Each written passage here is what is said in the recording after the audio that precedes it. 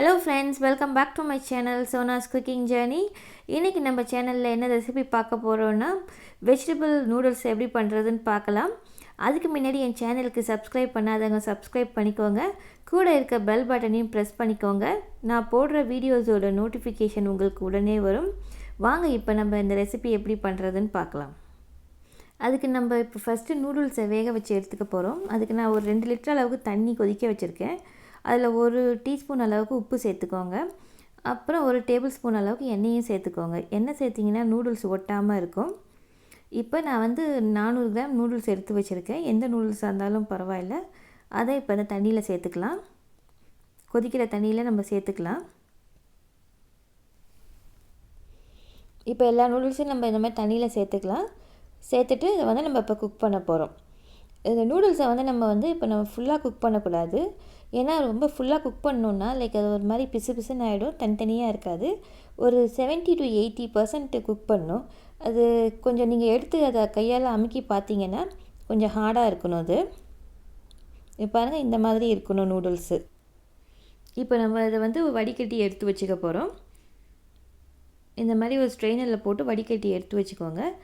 அதுக்கப்புறம் நம்ம இதில் வந்து கோல்டு வாட்டர் ஆட் பண்ண போகிறோம். எதுக்குன்னா நூடுல்ஸ் இன்னும் குக் ஆகாமல் இருக்கிறதுக்காக, அதை ஸ்டாப் பண்ணுறதுக்காக கோல்டு வாட்டர் ஆட் பண்ணுறோம். அது கோல்டு வாட்டர் ஆட் பண்ணதுக்கப்புறம் நம்ம வந்து 1 டேபிள் ஸ்பூன் அளவுக்கு இதில் எண்ணெய் சேர்க்க போகிறோம். எதுக்குன்னா எண்ணெய் சேர்த்தா அது கொஞ்சம் ஒன்று ஒட்டாமல் இருக்கும். இல்லாட்டி நூடுல்ஸும் மேலே ஒரு மாதிரி காஞ்சி ட்ரை ஆன மாதிரி இருக்கும்ல, அது வராமல் இருக்கிறதுக்காக நம்ம அதில் கொஞ்சம் எண்ணெய் சேர்த்துக்கலாம். எண்ணெய் சேர்த்து மிக்ஸ் பண்ணி விட்டுடுங்க. இப்போ வாங்க நூடுல்ஸ் எப்படி பண்ணுறதுன்னு பார்க்கலாம். இந்த மாதிரி ஒரு பெரிய பேனில் வந்து ஒரு 2 டேபிள் ஸ்பூன் அளவுக்கு எண்ணெய் சேர்த்துருக்கேன். அப்புறம் இதில் வந்து 3 பல்லு பூண்டை வந்து ஃபைனாக சாப் பண்ணி வச்சுருக்கேன், அதையும் சேர்த்துக்கலாம். சேர்த்து இதை ஹை ஃப்ளேமில் வச்சு நல்லா வதக்கி விடணும். நல்லா ப்ரௌனாக ஆகிற வரைக்கும் வதக்கிக்கோங்க. இது வந்து வெங்காயத்தாள், அதாவது ஸ்ப்ரிங் ஆனியன்ஸோட அடிப்பகுதி இருக்குல்ல, அதை வந்து நான் கட் பண்ணி வச்சுருக்கேன், ஒரு 1/2 கப்பு. அதையும் இதில் சேர்த்துக்கலாம். சேர்த்து கொஞ்சம் வதக்கி விட்டுக்கலாம். இது வந்து கேரட் இந்த மாதிரி நீட்டாக கட் பண்ணி வச்சுருக்கேன், அதையும் சேர்த்துக்கலாம், ஒரு 1/2 கப்பு. இது வந்து ஸ்னோ பீஸு, இதை வந்து பச்சை பட்டாணி வந்து பிஞ்சாக இருக்கும்ல, அதுதான் அது. அப்புறம் இது வந்து ஒரு 1/2 கப்பு குடமிளகாய் சேர்த்துக்கலாம். சேர்த்து இது எல்லாத்தையும் நல்லா ஹை ஃப்ளேமில் வச்சு தான் வதக்கணும். ஏன்னா காய்கறி வந்து ரொம்ப குக் ஆகிடக்கூடாது, க்ரன்ச்சியாக இருக்கணும். அதுக்காக ஹை ஃப்ளேமில் வச்சிங்கன்னா கொஞ்சம் நல்லாயிருக்கும். இப்போ இதை வந்து நல்லா 2-3 நிமிஷத்துக்கு நல்லா வதக்கி விடுங்க. வதக்கி விட்டுட்டு இப்போ இதில் வந்து முட்டைக்கோஸ் சேர்க்க போகிறோம். ஏன்னா இதை தனியாக சேர்க்குறோன்னா முட்டைக்கோஸ் வந்து சீக்கிரம் வெந்துடும் மற்ற காய்கறிகளை கம்பேர் பண்ணுறப்ப. ஸோ அதனால் முட்டைக்கோஸை வந்து நம்ம கடைசியில் சேர்த்துக்கிறோம். சேர்த்து அதையும் கொஞ்சம் இப்போ நல்லா வதக்கி விட்டுடலாம் ஒரு 2-3 நிமிஷத்துக்கு. அதுக்கப்புறம் இப்போ நம்ம சாஸஸ்லாம் ஆட் பண்ணிடலாம். இதில் வந்து ஒரு டேபிள் ஸ்பூன் அளவுக்கு சோயா சாஸ் ஆட் பண்ணிக்கோங்க.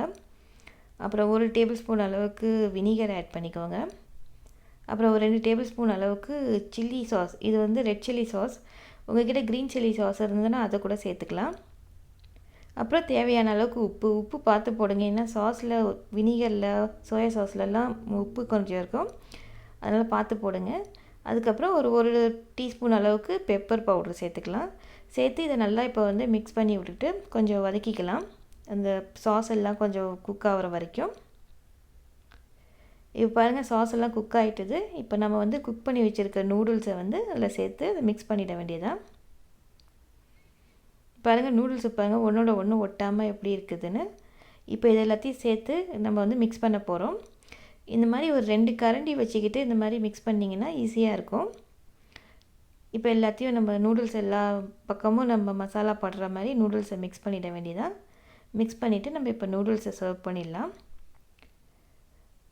இப்போ நூடுல்ஸ் எல்லாம் மிக்ஸ் பண்ணதுக்கப்புறம் இதில் வந்து கொஞ்சம் மேலே கார்னிஷ் பண்ணுறதுக்காக நம்ம ஸ்ப்ரிங் ஆனியன்ஸோட மேல் பகுதி இருக்குது இல்லையா, பச்சையாக இருக்குமே, அதை வந்து நம்ம கட் பண்ணி வச்சுருக்கோம், அதை கொஞ்சம் சேர்த்துக்கலாம்.